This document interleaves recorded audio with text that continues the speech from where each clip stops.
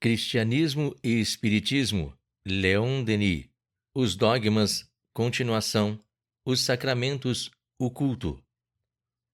O pecado original é o dogma fundamental em que repousa todo o edifício dos dogmas cristãos. Ideia verdadeira no fundo, mas falsa em sua forma e desnaturada pela Igreja. Verdadeira no sentido de que o homem sofre com a intuição que conserva das faltas cometidas e em suas vidas anteriores e pelas consequências que acarretam para ele. Esse sofrimento, porém, é pessoal e merecido. Ninguém é responsável pelas faltas de outrem se nelas não tomou alguma parte. Apresentado em seu aspecto dogmático, o pecado original que pune toda a posteridade de Adão, isto é, a humanidade inteira, pela desobediência do primeiro par, para depois salvá-la por meio de uma iniquidade ainda maior. A imolação de um justo é um ultraje à razão e à moral, consideradas em seus princípios essenciais a bondade e a justiça, mas contribui para afastar o homem da crença em Deus que todas as agressões e todas as críticas da filosofia. Não é com efeito impunemente que se tenta separar, no pensamento e na consciência, a ideia de Deus da justiça. Com isso, o que se logra em lançar a perturbação nas almas e provocar um trabalho mental que conduz, forçosamente, à exclusão de uma dessas duas ideias. Ora, foi a ideia de Deus que esteve quase a perecer, porque o homem não pôde ver em Deus senão a mais alta personificação da justiça, do amor e da sabedoria. Todas as perfeições devem encontrar-se reunidas no Ser Eterno. Do seu passado criminoso, perdeu o homem a recordação precisa, mas conservou um vago sentimento. Daí proveio essa concepção do pecado original, que se encontra em muitas religiões, e da expiação que ele requer. Dessa concepção errônea derivam as da queda, do resgate e da redenção pelo sangue do Cristo, os mistérios da encarnação, da Virgem Mãe, da Imaculada Conceição, numa palavra todo amontoada do catolicismo. Todos esses dogmas constituem verdadeira negação da razão e da justiça divinas, desde que tomados ao pé da letra, como quer a Igreja e em seu sentido material. Não é admissível houvesse Deus criado o homem e a mulher com a condição de não se instruírem. Menos admissível ainda é que ele tenha, por uma única desobediência, condenado a sua posteridade e a humanidade inteira à morte e ao inferno. Que pensar, diz com razão E. Bellamari, de um juiz que condenasse um homem sob o pretexto de que, há milhares de anos, em seu antepassado cometera um crime? É, entretanto, esse odioso papel que o catolicismo atribui ao juiz supremo, Deus. É por motivos tais que se justificou o afastamento e a ojeriza que certos pensadores conceberam pela ideia de Deus. É o que explica, sem a desculpar, a veemente acusação de um célebre escritor: Deus é o mal. Se considerarmos o dogma do pecado original e da queda qual o é, realmente, isto é como um mito, uma lenda oriental, exatamente como se depara em todas as cosmogonias antigas. Se destruirmos com um sopro tais quimeras, todo o edifício dos dogmas e mistérios imediatamente se desmorona. Que restará então do cristianismo? Pode-se perguntar. Restará o que ele em si contém de verdadeiramente grande, de vivo e racional, isto é, tudo o que é suscetível de elevar e fortalecer a humanidade. Prossigamos em nosso exame. A soberania de Deus, dizem os teólogos, manifesta-se pela predestinação e pela redenção. Sendo Deus absoluto soberano, sua vontade é a causa final e decisiva de tudo quanto ocorre no universo. Agostinho é o autor desse dogma, que ele institui em sua luta com os maniqueus, partidários de dois princípios opostos, o bem e o mal, e contra Pelágio, que reivindicava os direitos da liberdade humana. Todavia, Agostinho louva-se para defender o seu dogma na autoridade de São Paulo, verdadeiro criador da doutrina da predestinação, cujo enunciado, pouco concludente ao nosso ver, está no capítulo 9 da Epístola aos Romanos. Segundo São Paulo, cuja teoria foi adotada sucessivamente por Agostinho, pelos reformadores do século XVI e mais tarde por Jansen, Pascoal e etc., o homem não pôde obter a salvação por suas próprias obras, arrastando sua natureza, como invencivelmente o arrasta ao mal. Essa inclinação funesta é o resultado da queda do primeiro homem e da corrupção que dela deriva para toda a humanidade, tendo se tornado a herança de todos os filhos de Adão. É pela concepção que aos filhos se transmite o pecado dos pais. Esse dogma denomina-se traducianismo, e as igrejas cristãs parecem não perceberem que, com essa afirmação monstruosa, se fazem aliadas do materialismo, que proclama a mesma teoria sob o nome de lei da hereditariedade. Todos os homens perdidos pelo pecado de Adão seriam votados à condenação eterna se Deus, em sua misericórdia, não tivesse encontrado um meio de os salvar. Esse meio é a redenção. O Filho de Deus se faz homem. Em sua vida terrestre, cumpriu a vontade do Pai e satisfez sua justiça, oferecendo-se em holocausto para a salvação de todos os que se ligam à sua Igreja. Esse dogma resulta que os fiéis não são salvos por um exército da sua livre vontade, nem por seus próprios merecimentos, porque não há livre-arbítrio em face da soberania de Deus, mas por efeito de uma graça que Deus concede a seus eleitos. Levando esse argumento a todas as suas consequências lógicas, poder-se-ia dizer: é Deus quem atrai os escolhidos e quem endurece os pecadores. Tudo se faz pela predestinação divina. Adão, por conseguinte, não pecou por seu livre-arbítrio. Foi Deus, absoluto soberano, que o predestinou à queda. Esse dogma conduz a tão deploráveis resultados que o próprio Calvino, que o afirmou com todas as suas consequências, o denomina, falando dos homens predestinados à condenação eterna, um horrível decreto. Mas Deus falou, acrescenta, e a razão deve submeter-se. Deus falou. Onde e por quem ele falou? Em obscuros textos, obra de uma imaginação perturbada. E para impor tais opiniões, para as incutir nos espíritos, Calvino não recuou nem ante o emprego da violência. A fogueira servete nula atesta. Lógica terrível, que precedendo de verdades mal compreendidas, como dissemos mais acima, confunde-se em seus próprios sofismas e recorre ao ferro e ao fogo, com o fim de se impor e resolver questões inextricáveis, com o fim de elucidar o imbróglio criado pelas paixões e pela ignorância. Como redarguia Palágio a Agostinho: nos perdoa Deus nossos pecados e imputar-nos-ias os de outrem? Só há um Deus, diz Paulo, e um só mediador entre Deus e os homens, que é Jesus Cristo, homem. Mediador, isto é, intermediário.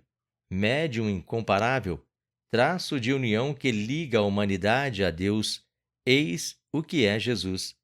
Mediador e não redentor, porque a ideia de redenção não suporta exame, é contrária à justiça divina, é contrária à ordem majestosa do universo. Entre os mundos que rolam no espaço, a Terra não é o único lugar de dor. Outras estâncias há de sofrimento, em que as almas, cativas na matéria, aprendem, como aqui, a dominar seus vícios e adquirir qualidades que lhes permitirão o acesso a mundos mais felizes. Se o sacrifício de Jesus fosse necessário para salvar a humanidade terrestre, Deus deveria o mesmo socorro às outras humanidades desgraçadas, sendo, porém, ilimitado o universo dos mundos inferiores, em que dominam as paixões materiais. O Filho de Deus seria, por isso mesmo, condenado a sofrimentos e sacrifícios infinitos, é inadmissível semelhante hipótese. Com o seu sacrifício, dizem outros teólogos, Jesus venceu o pecado e a morte, porque a morte é o salário do pecado e uma tremenda desordem na criação. Entretanto, morre-se depois da vinda de Jesus como antes dele se morria. A morte considerada por certos cristãos como consequência do pecado e punição do ser é, todavia, uma lei natural e uma transformação necessária ao progresso e elevação da alma. Não pode ser elemento de desordem no universo. Julgá-la por esse modo não é insurgir-se contra a divina sabedoria? É assim que, partindo de um ponto visto errôneo, os homens da Igreja chegam às mais estranhas concepções quando afirmam que, por sua parte, Jesus se ofereceu a Deus em holocausto para o resgate da humanidade. Não equivale isso a dizer, na opinião dos que creem na divindade do Cristo, que se ofereceu a si mesmo e do que ele terá resgatado os homens, não é das penas do inferno, pois que todos os dias nos repetem que os indivíduos que morrem em estado de pecado mortal são condenados às penas eternas. A palavra pecado não exprime em si mesma senão uma ideia confusa.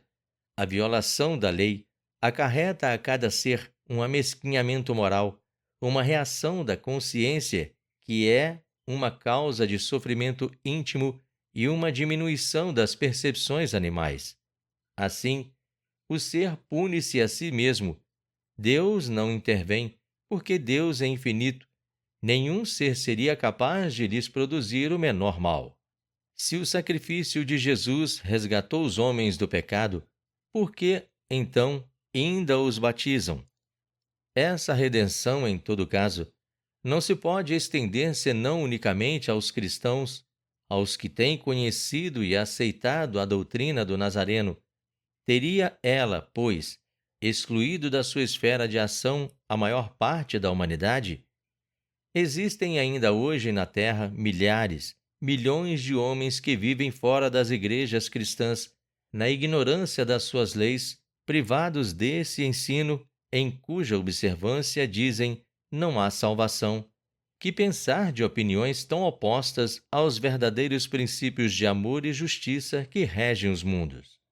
Não, a missão do Cristo não era resgatar com o seu sangue os crimes da humanidade. O sangue, mesmo de um Deus, não seria capaz de resgatar ninguém.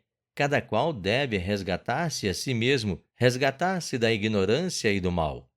Nada de exterior a nós poderia fazê-lo. É que os espíritos, aos milhares, afirmam em todos os pontos do mundo, das esferas de luz, onde tudo é serenidade e paz, desceu o Cristo às nossas obscuras e tormentosas regiões, para mostrar-nos o caminho que conduz a Deus, tal o seu sacrifício. A efusão de amor que envolve os homens em sua identificação com eles, nas alegrias como nos sofrimentos, constituem a redenção que nos oferece e que somos livres de aceitar. Outros, antes dele, haviam induzido os povos ao caminho do bem e da verdade. Nenhum o fizera com a singular doçura, com a ternura penetrante que caracteriza o ensino de Jesus. Nenhum soube, como ele, ensinar a amar as virtudes modestas e escondidas. Nisso reside o poder, a grande moral do Evangelho, o elemento vital do cristianismo que sucumbe ao peso dos estranhos dogmas e do que acumularam.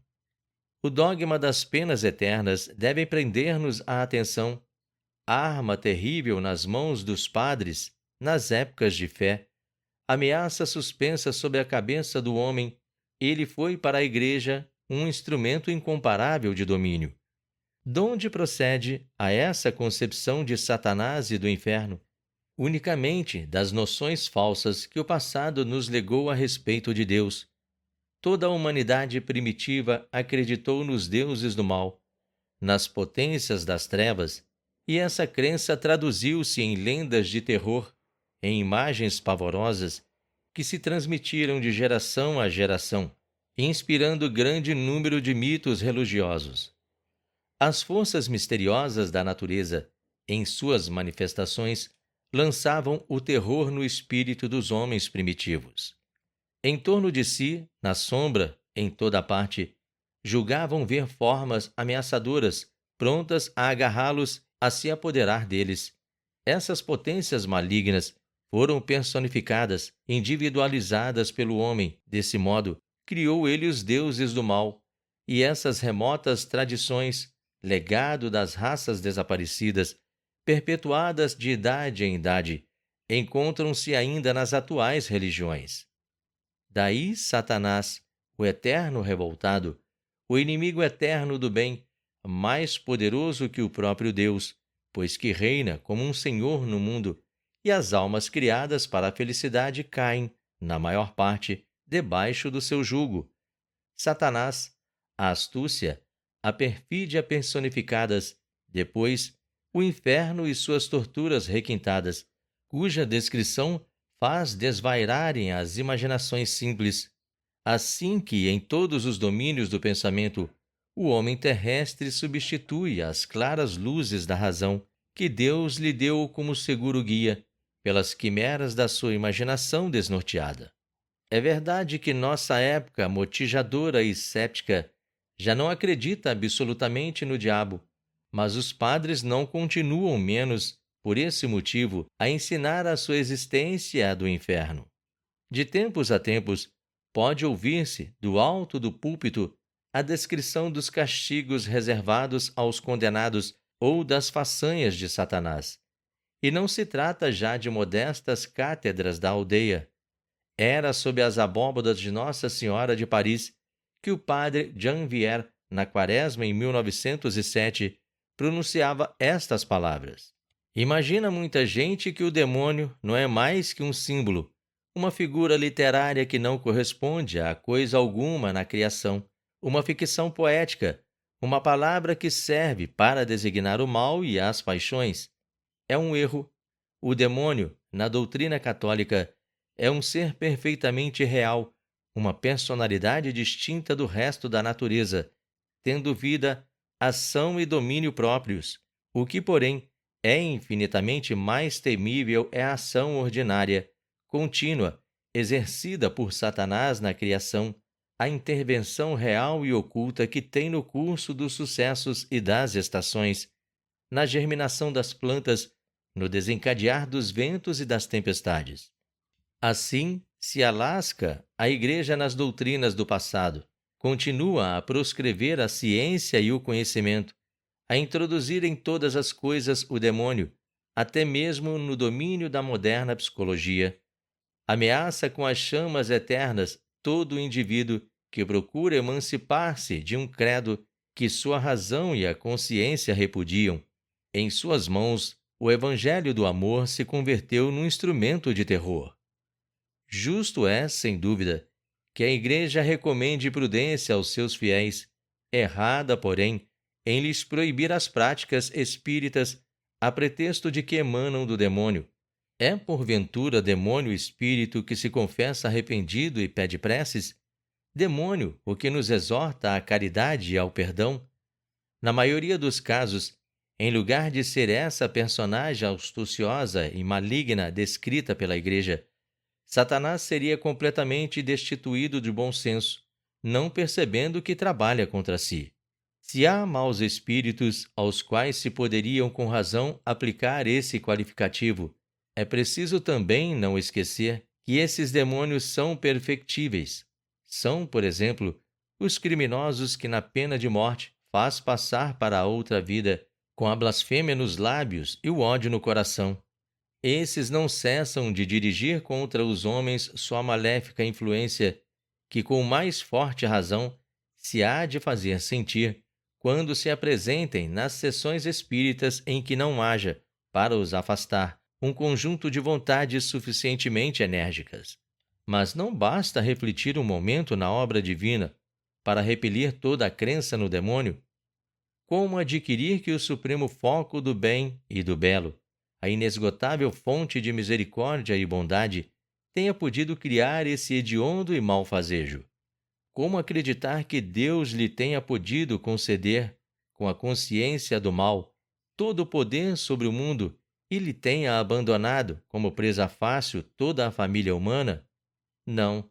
Deus não pode criar a imensa maioria de seus filhos para os perder, para fazer a sua desgraça eterna. Deus não outorgou o poder a quem mais dele abusaria, o mais iníquo ao mais perverso. Isso é inadmissível, indigno de uma alma que crê na justiça e na bondade do Criador. Admitir Satanás e o inferno eterno é insultar a divindade de Deus. De duas a uma, ou Deus possui a paciência e soube de antemão quais os resultados da sua obra, e neste caso, executando-a, fez-se o carrasco de suas caricaturas, ou não previu esse resultado, não possui a experiência, é falível com a sua própria obra e então, proclamando a infalibilidade do Papa, a Igreja o colocou superior a Deus. É com semelhantes concepções que se induzem os povos ao cepticismo e ao materialismo. A Igreja Romana, com tal princípio, incorre nas mais graves responsabilidades. Quanto aos castigos reservados aos culpados, como sanção penal, e para assegurar a execução da lei de justiça, não há necessidade de os criar imaginários. Se repararmos em torno de nós, veremos que por toda parte na terra a dor nos espreita. Não é necessário sair deste mundo para encontrar sofrimentos proporcionais a todas as faltas, condições expiatórias para todos os culpados. Por que buscar o inferno em regiões quiméricas? O inferno está em torno de nós. Qual o verdadeiro sentido da palavra inferno? Lugar inferior. Ora, a Terra é um dos mundos inferiores do universo. O destino do homem aqui é muitas vezes cruel, muito grande a soma de seus males, para que se devam tornar sombrias, por concepções fantásticas, as perspectivas do futuro. Semelhantes ideias são um ultraje lançado a Deus. Não pode haver eternos sofrimentos, mas unicamente sofrimentos temporários, apropriados às necessidades da lei de evolução e do progresso. O princípio das reencarnações sucessivas é mais equitativo que a noção do inferno eterno. Torna-se efetiva a justiça e a harmonia do universo, e no decurso de novas e penosas existências terrestres que o culpado resgata os seus passados crimes, a teia do destino é tecida individualmente por nós, na trama das ações boas e más, que todas em nós se refletem através dos tempos, com suas consequências felizes ou funestas. É assim que cada qual prepara o seu céu ou o seu inferno. A alma, no período inferior da sua evolução, encerrada no círculo das vidas terrestres, hesita, incerta, oscilante entre diversas atrações, ignorante dos grandiosos destinos que a esperam e do fim da criação, erra, fraqueja, abandona-se às paixões, às correntes materiais que a arrebatam, mas, pouco a pouco, pelo desenvolvimento de suas forças psíquicas, de seus conhecimentos, de sua vontade, a alma se eleva, liberta-se das influências inferiores e paira nas regiões divinas.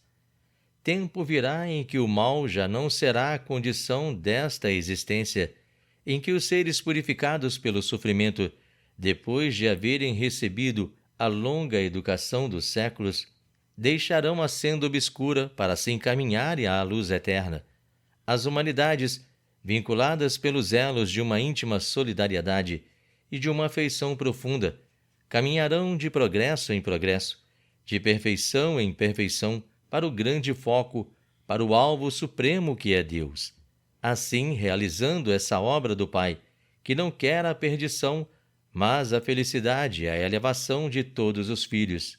O argumento principal dos defensores da teoria do inferno é que a ofensa feita pelo homem, ser finito, a Deus, ser infinito, é por consequência infinita e merece pena eterna. Ora, qualquer matemático dirá que a relação de uma quantidade finita ao infinito é nula. Poder-se-ia inverter o argumento e dizer que o homem, finito e ignorante, não seria capaz de ofender o infinito, e que a sua ofensa é nula em relação a este. Ele não pode fazer mal senão a si mesmo, retardando sua elevação e atraindo os sofrimentos que toda ação culposa engendra. Estarão os chefes da Igreja realmente convencidos da existência do inferno eterno? Não verão nele, de preferência, um ilusório espantalho, necessário, porém, à conduta da humanidade?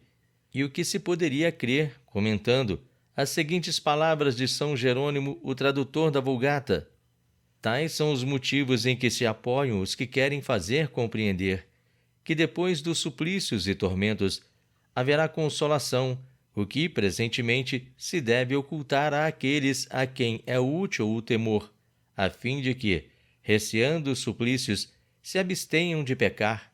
É verdade que São Jerônimo não hesitou em fazer figurar no texto do Evangelho segundo São Mateus estas expressões: o fogo eterno, o suplício eterno. Mas as palavras hebraicas que assim foram traduzidas não parece, de modo algum, terem o sentido que os latinos lhe atribuíram.